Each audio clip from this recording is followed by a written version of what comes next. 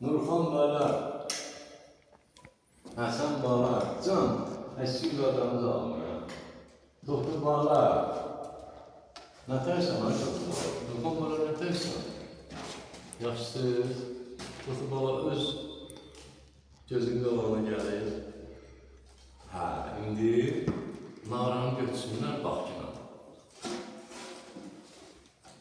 İkisindən alaq, düzdür? Ay, sağ ol. İndi Naranı yıxın, Naranın üzərindəki əşyaları bir-bir deyəcəksiniz, sələsmə. Nurxan, buyur.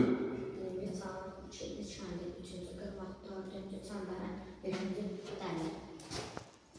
Birinci sahne, ikinci sahne, üçüncü çömüz, dördüncü qırmaq, beşinci çəmbər. Söz sonra. Yəni, bu deyil, ayrı burada ayrı söhbət olamaz. İndi bunu görün dizinizin üstünə. Kaldır görün. Ay sağ ol. İndi bir. Tilmonumuzu çaldır.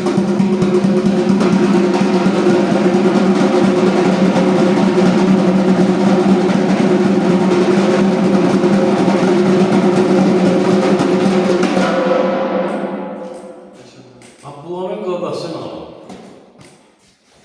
Ayın 5'inde bir ay tamam olacak, nara yoktu. Roman usta, həmişə ətirli olasan, duxlu, gözəl olasan. Nurxan Bala gözləyir. Dünən dedim ki, 2 gün, 3 gün çəkəcəkdir. Dana qaldı ki, ayın 5'inde bu ayın 21'idir. Can sağlığı. Geçtik Hasan alıyor. Ne deyirsən? İkisi də. O hardan bana sual verirlər ki, mənim sizin tələbələrinizin hansı əladır, biri-birindən gözəldir, deyirəm xeyr.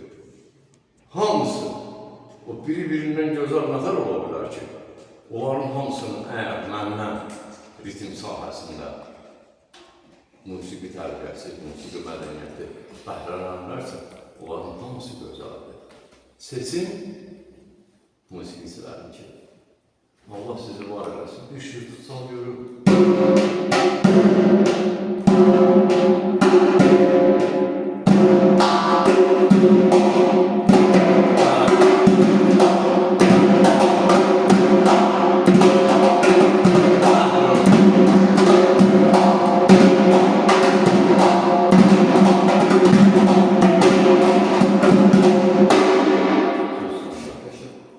İnsan sağlığı.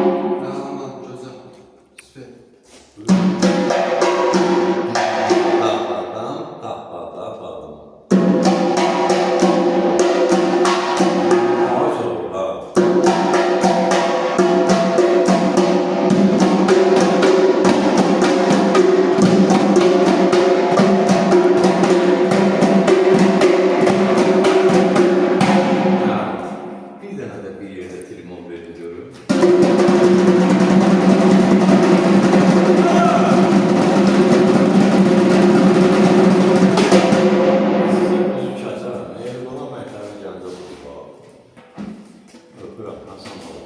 Sağ ol. Nurxan baladır, Nurxan bala. Öpürəm, sağ ol. Tofu nə deyirsən? Elə olmayı tabii ki. Mən də belə demirəm, elə olmayı tabii ki. İnşallah. Allah ömrünü versin ki, yəni bunlar axırıncı nəsil yarıdır. Bunlardan sonra da bir nəsillər gəlsin. Laf böyle kişi olun, yenə işləyəcəm, əlini tutursan. Allah var eləsin. Mənim yaşayış yeri, Gəncə şəhər iş yerimizdə Mürsalar Mədəni Sarayın qapısı xalqın bağlarının üzünə açıqdır. Biz hazırlıq qəbul eləyək. Nəyi bildirsə də, Tələbələrinin var. sizin tələbə qazandırılma, keçilə bilərsən.